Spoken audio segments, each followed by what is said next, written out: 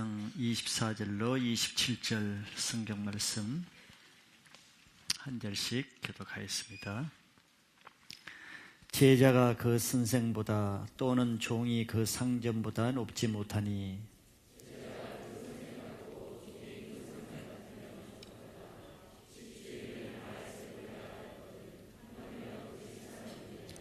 그런즉 그들을 두려워하지 말라. 감추인 것이 드러나지 않을 것이 없고 숨은 것이 알려지지 않을 것이 없느니라.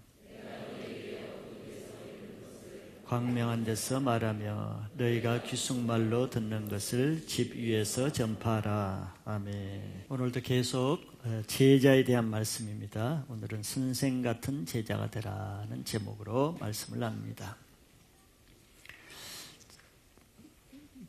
제자의 삶에 따르는 것은 예수님 때문에 받는 고난이라고 할 수 있습니다.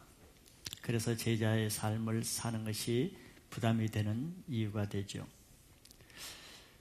왜 이렇게 제자의 삶에는 고난이 따를 수밖에 없는가? 그것은 예수님 때문이라고 할 수 있습니다. 우리의 믿음에 주시고 또 우리의 영원한 선생이 되신 예수님 자신이 십자가라는 고난을 통해서 우리들의 죄 문제를 해결해 주셨기 때문입니다. 그래서 예수 믿는 기독교 신앙의 핵심은 십자가에 있다고 할 수 있죠. 우리 신앙에 만약에 십자가 없다면 아무리 교회를 다니고 성경 지식을 알아도 십자가 없다면 예수 그리스도의 다시 살아나는 부활의 생명도 없는 불행한 신앙이 됩니다. 그렇기 때문에 우리가 예수님의 제자가 된다는 것은 다른 말로 하면은 예수님이 지신 십자가를 자신도 진다 하는 뜻으로 해석할 수 있습니다. 십자가 없는 신앙은 결국 죄를 이기지 못함으로 인해서 세속주의와 인본주의에 빠지게 된다는 것을 우리가 명심할 때 십자가를 사랑할 수 있게 될 것입니다. 예수님과 함께 십자가 고난을 감당할 때 그 고난은 힘들지 몰라도 그것으로 인해서 우리 안에 역사하는 죄 문제를 이길 수 있는 특권이 주어진다는 것도 우리는 알기 원합니다. 베드로전서 4장 1절 2절에는 이것을 보다 잘 설명하고 있습니다. 베드로는 예수님의 수제자죠. 정말 제자였습니다.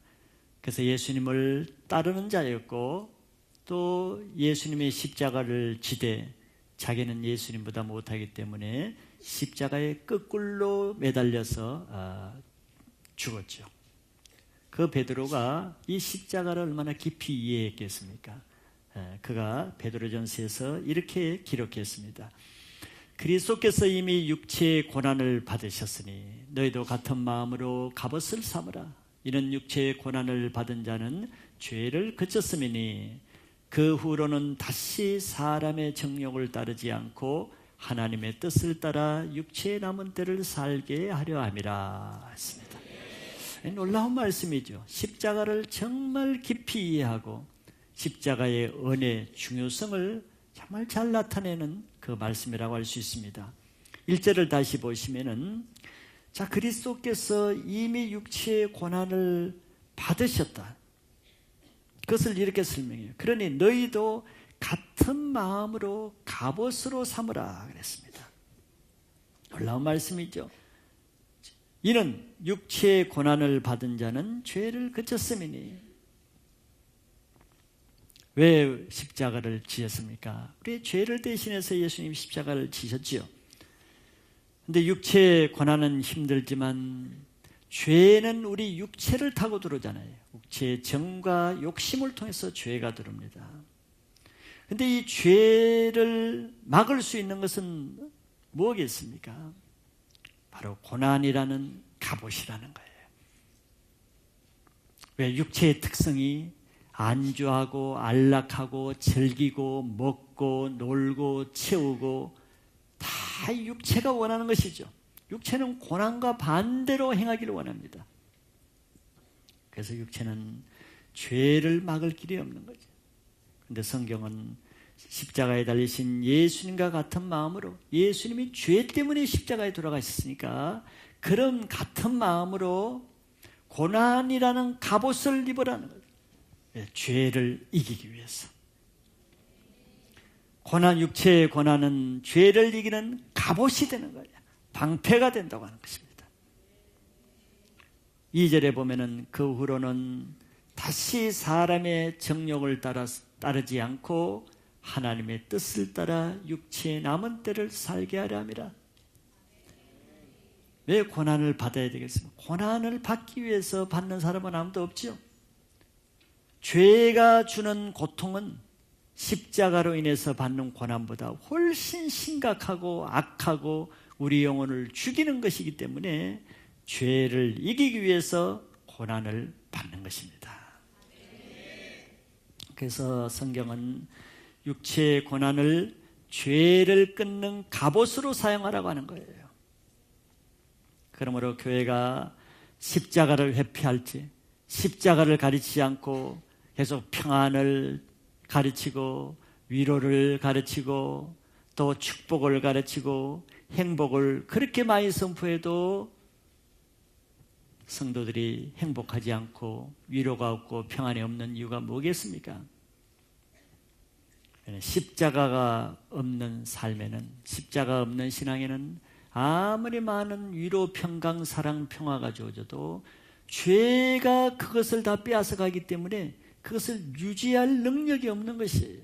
죄를 이기지 못하면 하나님이 우리에게 주신 축복을 간수하고 유지하고 누릴 수가 없대요.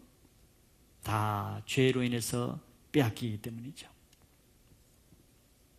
그래서 진정한 주님의 위로와 평강과 행복을 누리길 원하고 그런 삶을 살기를 원한다 그러면은, 지혜로운 사람이라면은 예수님의 십자가를 져야 된다는 것을 믿으시기 바랍니다. 십자가의 고난을 통해서만 이 세상 죄를 이길 수 있는 부활의 능력이 주어지기 때문에 그렇습니다. 이것이 제자에게 따라오는 고난의 이유요 또 의미요 설명입니다. 오늘도 바로 이 제자의 삶에 대해서, 오늘은 특별히 예수님과 그 제자의 관계에 대해서 예수님이 계속 말씀하십니다. 첫째, 예수님 말씀을 통해서 제자에게 하실 말씀은 선생같이 되라는 것이죠. 예수님은 첫째, 제자가 선생보다 높지 못하다 그랬습니다. 제자가 그 선생보다, 종이 그 상전보다 높지 못하다고 했죠. 이 말은 다른 말로 하면은 제자가 그 선생만 하면은 비로소 온전한 제자이라는 뜻도 되겠죠. 일반적으로 제자는 자기를 훈련시키는 선생이 생각하고 있는 것을, 또 선생이 훈련시키는 것을 다 이해하지 못하는 것이 일반적이죠. 왜냐하면 선생은 제자가 생각하는 그 차원에서 훈련하지 않고 또 다른 차원에서 말하고 훈련시키기 때문에 그렇습니다.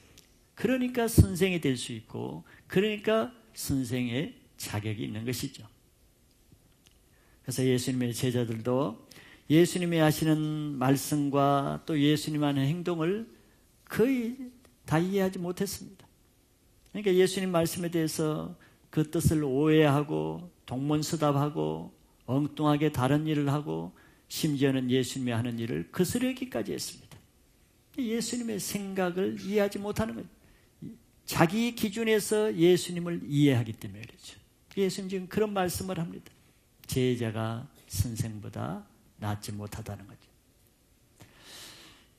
예수님 자신은 하나님과 동등된 위치이지만서도 하나님의 보내심을 받아서 그 아들로 이 땅에 오셨죠.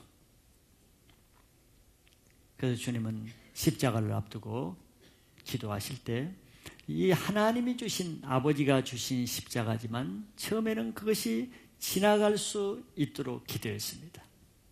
예수님도 육신을 가졌기 때문에 십자가에 못 박혀 죽는 것은 예수님에게도 매우 큰 고통입니다. 끔찍한 일이죠. 그러나 예수님은 마지막 기도에 다시 돌이켜서 아버지의 마음을, 자기에게 그런 십자가 훈련을 하시는 하나님의 마음을 온전히 이해하시고 그 뜻에 순종하셔서 십자가를 지셨죠. 예수님은 하나님을 사랑하고 신뢰하고 존중했기 때문에 아버지의 뜻에 순종할 수 있었던 것입니다.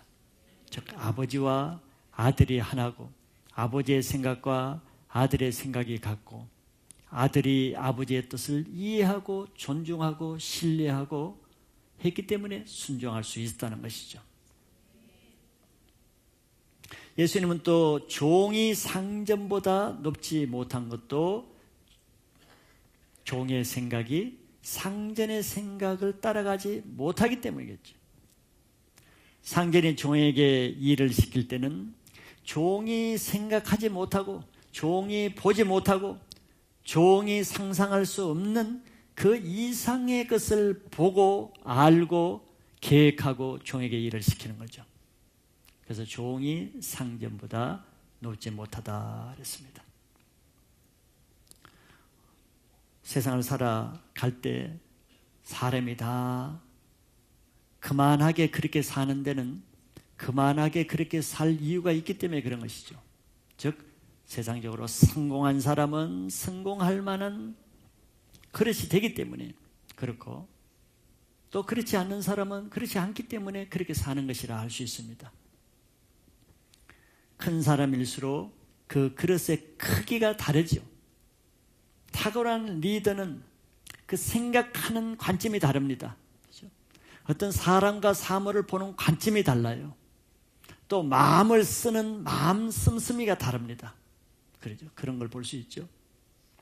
그러므로 상전과 종이 같지 않은 거예요.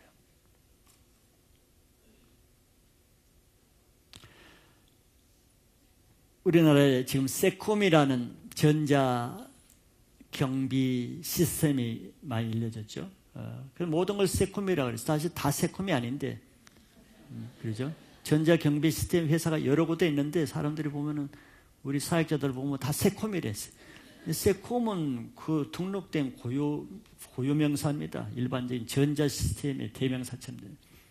그 세콤이 나오게 된 건 그렇게 오래되지 않았습니다. 한 30년 남짓해요.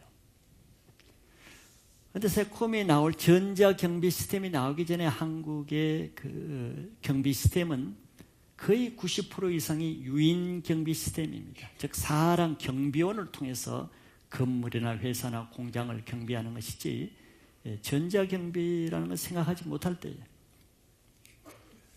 사람 인력이 남아도는데 전자경비의 필요성을 못 느낀대. 그때 그 세콤을 제창했을 때 많은 사람들은, 그 일을 맡은 직원들도 불평했습니다. CEO가 지금 어느 때인데 이런 엉뚱한 생각을 하고, 지금 이 경비를 사람이 남아도는데 이 전자경비가 웬 말이냐 해가지고 다 불평하고, 그 CEO가 이제 연세가 들어서 조금 생각이 모자란다고 생각했어요. 이게 종들의 스케일입니다. 종들의 크기인 거죠. 그러나 이 상전된 그분은 벌써 20년, 30년 아니면 50년 후를 보는 그 그릇이 된 거죠. 사원들이 볼 수 없는 것을 보고, 사원들이 생각할 수 없는 것을 생각하고, 사원들이 품을 수 없는 것을 이미 품는 거예요. 그러니까 세계적인 CEO가 되는 것입니다. 그 사원들처럼 그렇게 생각하면 평생 사원밖에 못 되는 거예요. 보는 눈이 그거니까. 영적인 세계도 예수님이 지금 마찬가지라는 거예요. 예수님이 하시는 말씀을 바리새인들은 이해를 못했습니다. 예수님이 하신 사역을 사두개인들은 이해를 못했습니다. 그릇이 안 되는 거죠. 예수님 말씀을 이렇게 전할 때도 마찬가지죠. 하나님이 다 이해하는 건 아닙니다. 자기 수준에서, 자기 안목에서, 자기 차원에서밖에 못 받아들이는 거예요. 그래서 성령이 아니면은, 성령의 도우심이 아니면 아무리 좋은 말씀도 예수님이 하신 뜻 그대로를 해석할 수도 이해할 수도 믿을 수 없는 것입니다. 그러니까 말씀을 이렇게 전하면은 저렇게 듣고, 저렇게 전하면 이렇게 듣고 말씀을 들을 수가 없는 거예요. 차원이 안 따라간다면. 그렇기 때문에 훈련받는 제자나 종은 그 리더를, 선생을 신뢰하고 또 존중하고 사랑하는 마음이 없이는 그 리더가 하는 일을 점점 알지 못하죠. 그러니까 판단하고 또 비난하고 배척하고 불순종하다가 그 선생에서 떨어져 나가는 것입니다. 신뢰가 되지 않으면 같이 일할 수가 없는 거예요. 훈련받을 수가 없는 것입니다. 같은 영이 된다는 것은 굉장한 것이죠. 능력 이전에 같은 마음이 된다는 것은 굉장한 것입니다. 선생과 같이 되는 제자는 여기 족하다 그랬죠. 즉 제자가 선생 같고 종이 상정만 같으면은 이제 만족할 만한 제자가 되었다는 거예요. 예수님이 생각하는 것처럼 우리가 생각하고 예수님이 어떤 것을 보는 것처럼 우리도 보고, 즉 예수님이 기뻐하는 것을 나도 기뻐하는 눈으로 볼 수 있고 예수님이 싫어하는 것을 나도 싫어하는 눈이 되었다 그러면은 그 사람은 예수님의 제자가 된 것입니다. 근데 예수님은 이렇게 보는데 나는 저렇게 보이고 예수님은 이렇게 말씀하는데 나는 그게 아닌 것 같고 예수님 말씀하실 때보다 그것이 틀린 것 같고 예수님의 제자가 안 됐기 때문에 그래요. 제자는 스승의 삶을 살아내는 자입니다. 그 스승의 말과 뜻과 그 생각이 같지 않으면 살아낼 수가 없는 거죠. 모든 것에 걸리겠죠. 부딪히겠죠. 신앙이 그런 것이에요. 그래서 우리가 신앙을 한다는 것은 예수님의 제자가 되는 것입니다. 제자가 되려면 예수님의 말씀이 그대로 들려야 되겠죠. 예수님의 하시는 말씀이 이해가 되고 믿어져야 되겠죠. 그래야 예수님의 삶을 살아낼 수 있는 것입니다. 그래서 예수님과 같은 신앙을 하는 것이 우리의 신앙의 궁극적인 목적입니다. 그래서 성경에서는 예수 그리스도의 형상을 닮아간다고 말한 거죠. 여러분들 속에 예수님의 형상이 회복되기를 바라겠습니다. 두 번째는 제자는 선생과 같은 대우를 받는 것이 제자라는 것이죠. 제자는 세상이 선생에게 하는 대우를 제자도 똑같은 그런 대우를 받는다는 거예요. 왜냐하면 제자는 선생의 삶을 닮아서 선생과 같은 삶을 살아가는 사람이기 때문에 그렇죠. 즉 그래서 예수님을 존경하는 사람들로부터는 제자들도 존경을 받고 예수님을 미워하는 사람들로부터는 그 제자도 미움을 받는다는 거예요. 그럼 온전한 제자가 되겠죠. 그런데 예수님을 미워하는 사람들로부터는 그 제자에게는 존경받고 예수님을 존경하는 사람들로부터는 존경받지 못하면 그 좀 이상하겠죠. 제자가 안 된 것입니다. 바리새인들은 예수님을 바알세불이라고 하였거든. 25절에 그렇게 말합니다. 제자들의 스승인 예수님을 바리새인들은 바알세불이라는 것은 귀신의 왕이라는 뜻이, 마귀라는 뜻입니다. 사탄이라는 뜻이. 예수님을 사탄이라고 말했어요. 마귀라고 했어요. 그래서 예수님은 이렇게 말했습니다. 나를 이렇게 선생된 나를 이렇게 마귀라고 몰아붙이고 공격할 정도라면은 나의 제자인 너희들에게는 어떻게 대하겠느냐, 그런 말씀이죠. 예수님을 마귀라고 하는 이 세상이라 그러면은 그 제자들도 마귀라고 하는 것이 너무 당연하고, 만약에 예수님을 마귀라고 하는 그 세상에서 제자들에게 당신은 천사요 하면은 그건 어떤 현상이겠어요?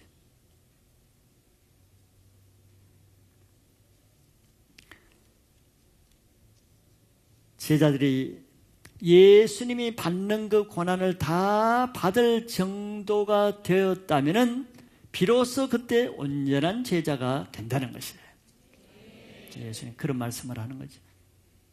좀 힘든 말씀이긴 해도 선생이 나에게 그렇게 하는데 너희들에게 그렇게 하는 것은 이상한 일이 아니고 당연하다는 거예요.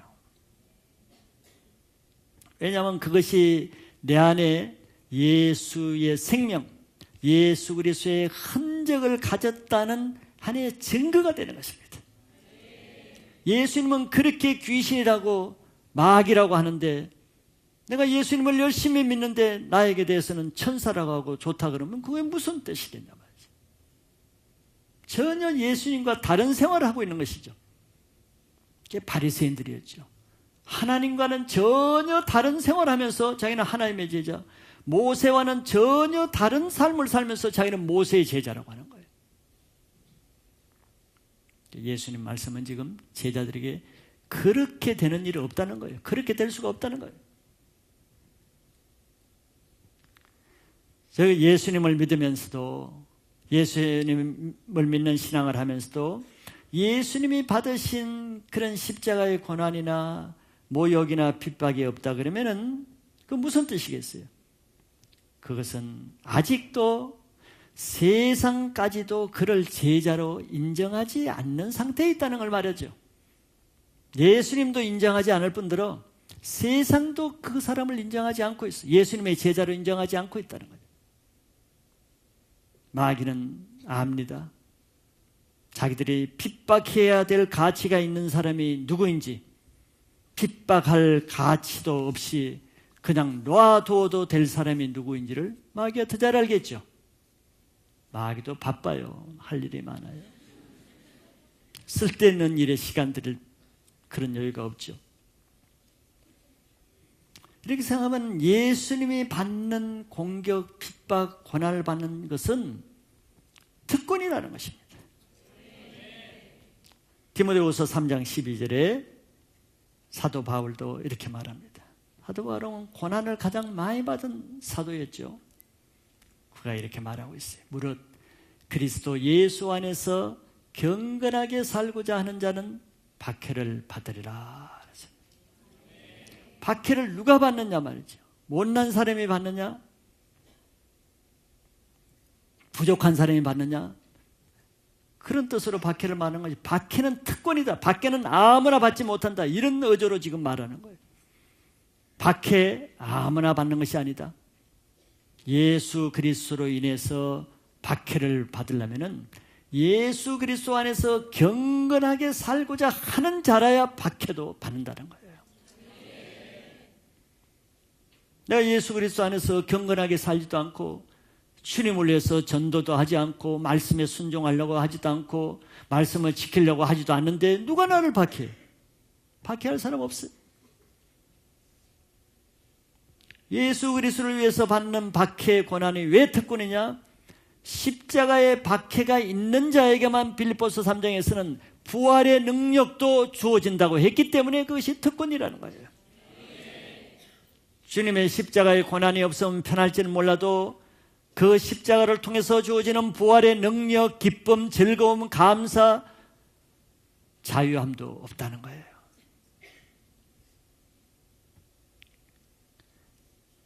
그래서 예수님에게 주어진 그 고난이 자신에게도 그대로 주어지고 있다고 하면은 이제 족할 만한 제자가 되었다는 증거가 된다는 것입니다. 내가 아직도 모든 것을 다 하면서도 주님 때문에 받는 고난이 없다. 그는 자연스러운 것이라기보다 내 안에 예수의 흔적이 없기 때문에, 예수의 생명이 없기 때문에, 세상도 나에게 예수의 생명이 없다는 것을 알기 때문에 박해가 없다는 거예요. 제자로 살 때 주어지는 박해의 영광인 줄 알아야 됩니다. 그것은 나의 생명력의 증거라는 걸 할 때 감사해야 되는 것이에요. 박해도 없이 주님을 섬긴다? 부끄러운 일이 될 수 있습니다. 여러분들의 크고 작은 전도하기 때문에, 신앙을 지키기 때문에 말씀을 지키기 때문에 들어오는 박해들 주님이 그것을 값지게 여기시고 현재 받는 그 고난 장차 주님이 주실 영광에는 비교할 수 없는 귀한 특권인 것을 믿으시길 바라요. 두 번째는 제자들에게 선생의 제자면은 선생같이 행해야 된다는 것을 말씀합니다. 제자는 선생을 닮아서 그 삶을 살아야 되는 사람이기 때문에 그러죠. 그래서 첫째는 두려워 말라고 말합니다. 앞에서 선생을 바알세불이라고 하는데 그렇다 할지라도 너희들은 그런 사람들 두려워하지 말라는 거지. 그것은 빛이신 예수님을 통해서 그동안 감추어졌던 어둠의 세력이 드러나는 것일 뿐이기 때문에 두려워할 거 아무도 없다. 예수님이 자신이 예수님을 바알세불이다, 미쳤다, 귀신 들렸다 해서 뭐 그것이 두려워서 복음을 전하지 못하거나 위축당하거나 뭐 피해 다니거나 그들에게 굴복하거나 그러지 않았단 말이에요. 예수님은 그들이 어떻게 공격해도 두려워하지 않았어요. 예수님이 천국 복음을 전파하심으로 그동안 그들 속에 감추어진 것들이 드러나게 하는 능력이 나타나는 일인데 왜 두려워하느냐 말이지. 두려워할 자들은 그들이지요. 자기들의 실체가 폭로되어서 빛 가운데 어둠이 드러나는 그들이 빛이 나타나는 것을 두려워할 일이지 빛이 어둠이 나타나는 것을 두려워할 일은 없는 것이. 자기 정체성을 분명히 가져야 된단 말이에요. 예수님 말씀을 전할 때마다 많은 공격들이 있습니다. 귀신 들렸다 그러고 미쳤다 그러고 이단이라고 했습니다. 그것이 어둠이 하는 일이에요. 그런데 우리가 알아야 될 것은 어둠은 빛과 어둠의 전투인데 결국 빛 대신 예수님과 어둠에 속한 사단의 권속들과의 영적 싸움인데 어둠이 빛이 이길 수는 없어요. 이기는 법이 없죠. 어둠은 빛에 의해서 없어질 존재지 어둠의 빛을 이길 수는 없는 거예요. 빛을 이길 수 있는 존재는 이 세상에 아무것도 없습니다.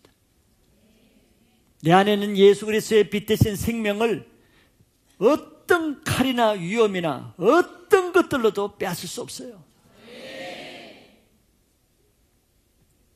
우리가 지금도 여러분들이 이런 말씀을 듣고 나가서 와브라천도 모임을 가고 길거리에서 집에서 복음을 전하면은 여러분들 중에서 반드시 그 빛에 의해서 어두움의 정체들이 드러내는 그 역할을 하는 것을 여러분들이 목도할 수 있지 않습니까?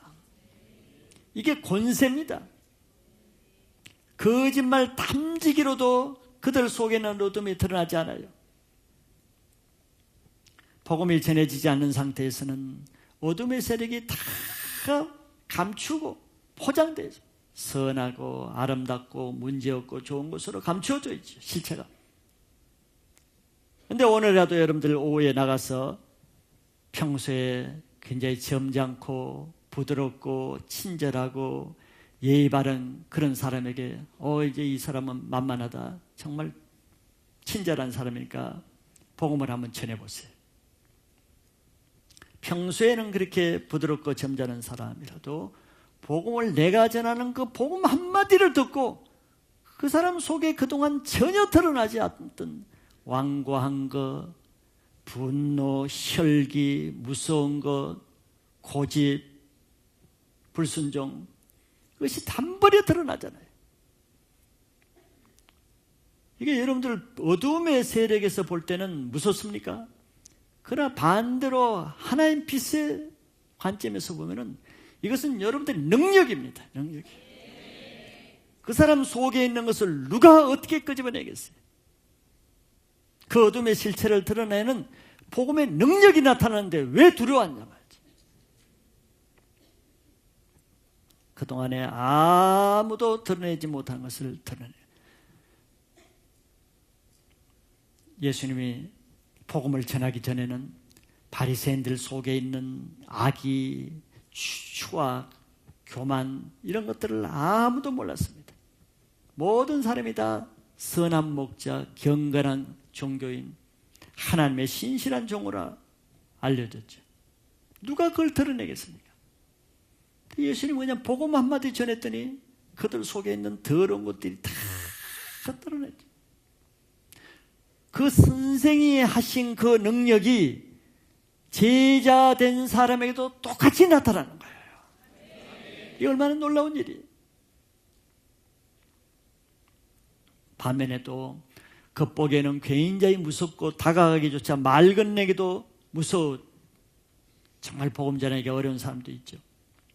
그러나 그런 사람에도 복음을 전할 때는 의외로 눈물을 흘리고 복음을 받아들이고 선하고 순한 양처럼 변하는 것을 우리가 얼마나 이게 복음의 능력입니다.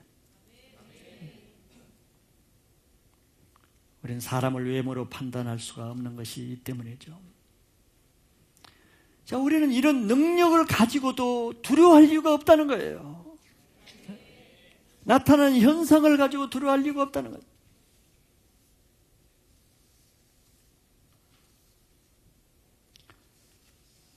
교회라는 공동체 안에서도 처음에 교회에 올 때는 다 아주 첫인상을 아름답게 보이기 위해서 멋있게 드레싱하고 또 아주 교양 있는 말을 하고 아주 믿음 있는 말을 하고 얼굴을 부드럽게 기쁘게 하고 그냥 그것으로 모르죠.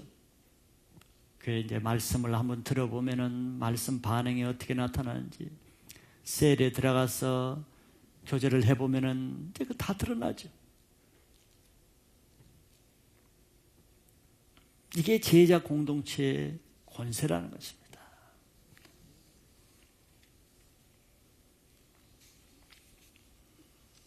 오직 빛 대신 예수 그리스도의 복음이 전파되는 것마다 어두움의 세력이 드러나는데 그 어두움의 세력을 두려워하지 말라는 거예요.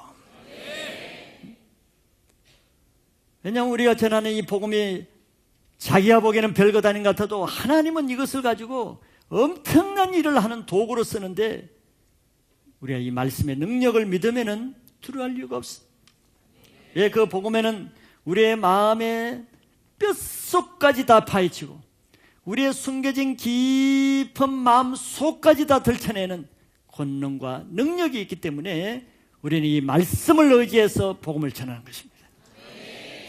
히브리서 4장 12절 13절에 보면은 우리가 잘 아는 말씀을 다시 한번 보면은 하나님의 말씀은 살아있고 활력이 있어 좌우의 날선 어떤 것보다도 예리하여 혼과 영과 및 관절과 골수를 찔러 쪼개기까지 하며 또 마음의 생각과 뜻을 판단하나니 지으신 것이 하나도 그 앞에 나타나지 않음이 없고 우리의 결산을 받으실 이의 눈앞에 만물이 별것없음과 같이 드러나리라 그랬어요.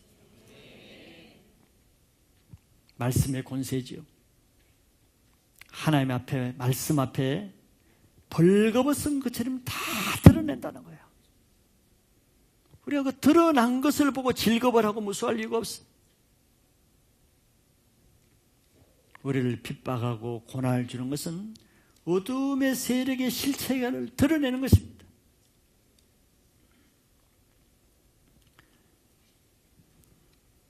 겉으로 보기에는 그 어둠이 이기는 것 같으나 어둠은 말씀 앞에 다 파쇄되는 것을 믿으면은 복음이 승리하는 거예요. 빛이 아무리 어둠을 이길 권세가 있어도 빛은 비칠 때 권세가 나타나는 것입니다. 내가 깜깜한 방에 후라시를 들고 들어간다고 합시다. 후라시를 켜면은 금방 어둠이 없어지는 것은 다 아는 것이죠. 아무리 알고 있어도 내가 후라시를 켜지 않으면, 전등을 켜지 않으면 전등을 가지고 그 어두운 방에 들어가도 어둠은 그대로 있는 거예요. 그러나 전등을 켜는 순간 어둠이 쫓겨나가는 것이죠. 바로 내 안에 이런 혼과 영 관절 골수를 쪼개기는 말씀의 권세가 내 안에 있다 할지라도 어둠의 세력에 들어서 내가 그것을 가지고 있으면 어둠이 떠나지 않습니다. 내 안에 있는 그 복음의 말씀을 전등을 켜듯이 말씀을 선포할 때 어둠이 주춤하고 떠나는 거예요. 이게 복음을 전하지 않으면 복음의 능력은 나타나지 않아요. 오늘 오후에 여러분들 복음의 능력을 한번 체험해 보시기 바랍니다. 어떤 반응이 나오든지 여러분들은 빛의 승리가 있는 것을 믿으시길 바라요. 예수님과 같이 이 세상의 어둠의 세력을 드러내고 멸하는 권세를 행하는 자가 이제 비로소 예수 그리스도의 제자로 족하게 되었다는 증거가 된다는 것입니다.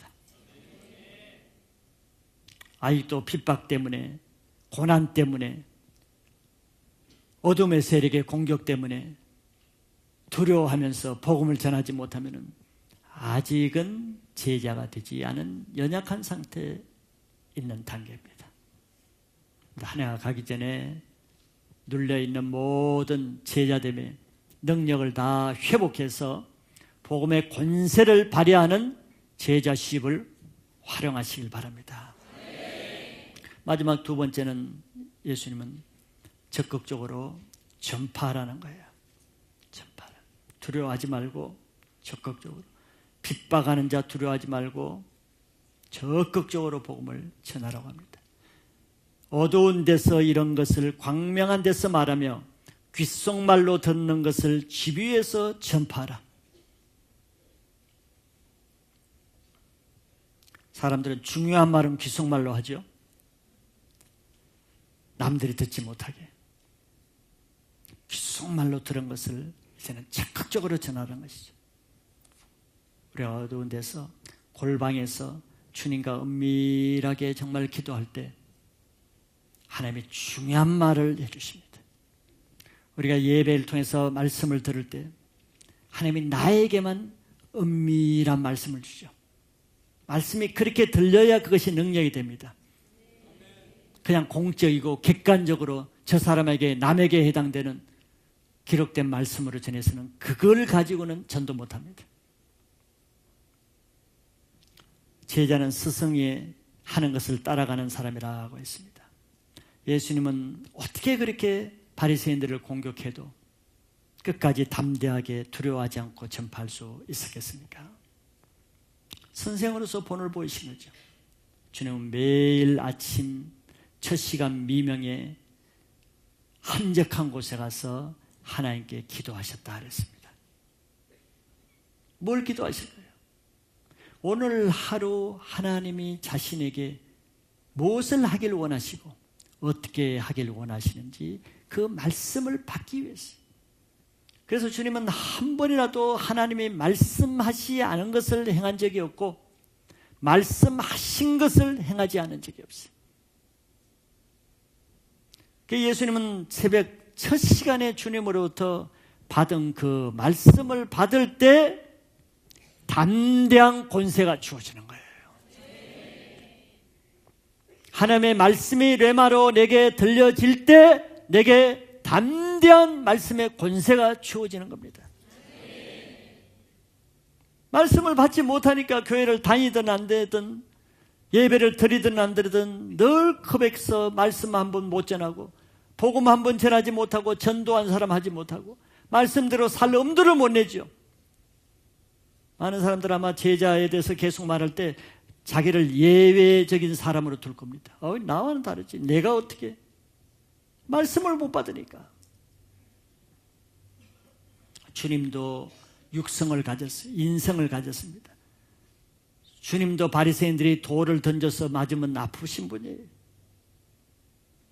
그러나 어떻게 담대하게 말씀을 전할 수 있겠어요? 매일 아침 은밀한 곳에서, 골방에서, 어두운 데서 하나님부터 받은 말씀을 받았기 때문에 그날 밖에 나가서는 담대하게 말씀을 전가할 수 있었던 것이에요. 주일날 말씀을 받은 사람은 오후에 전도 모임에서 무서운 것이 없을 것입니다. 담대함이 생길 거예요. 이런 담대한 말씀을 선포할 때 그 말씀이 능력이 되는 거예요. 내 안에 그런 말씀도 없이, 골방에서 귓속말로 받은 것도 없이, 주님부터 어두운 데서 받은 것이 없는데 내가 뭘 주겠어요? 아무리 베드로 같은 장사를 할지라도 말씀을 받은 것이 없으면 자기 장담하는 것은 할 수가 없어요. 그래서 예수님이 먼저 그런 제자들에게 하나님부터 받은 말씀을 담대하게 선포하는 본을 보여주셨기 때문에 제자들에게도 너희들이 나한테 들은 그 비밀스럽게 어두운 데서 들은 거, 귓속말로 들은 거, 이제는 밖에 나가서 담대하게 전하라고 하는 겁니다.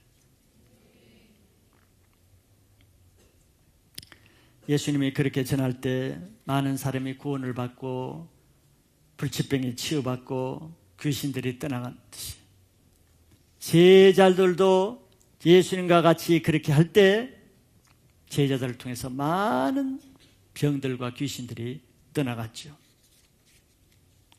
그것이 바로 우리들에게 주신 사명입니다. 요한복음 16장 33절에 이렇게 말씀하고 있어요. 주님이 이것을 너희에게 이르는 것은 너희로 내 안에서 평안을 누리게 하려 함이라. 세상에서는 너희가 환난을 당하나 담대하라, 내가 세상을 이겼노라 그랬습니다. 예수님이 이미 십자가에서 이 세상을 이겼었어요. 예수님을 핍박하고 공격하는 모든 마귀의 권세를 다 이기셨습니다. 이미 이겨놓은 그 마귀 권세를 두려워할 필요가 없는 것이죠. 예수님 안에서 평안을 누리라고 하겠어요. 너희로 내 안에서 평안을 누리게 하기 위해서 내가 이 말을 한다는 거예요. 왜? 내가 이미 세상을 이겼기 때문에. 세상을 이미 이긴 이 세상을 두려워하지 않기를 바랍니다. 오늘 예배를 통해서 말씀을 받은 자마다 세상에 나가서 예수님 같이 말씀을 증거할 때 여러분들을 통해서 악한 권세들이 굴복하는 역사를 체험할 수 있기를 바랍니다. 그래서 한 해가 가기 전에, 여러분들 2015년을 준비하기 전에 내 안에 사그러지고 눌려지고 묶여있고 연약해진 나의 제자된 신앙을 다시 회복하기를 원합니다.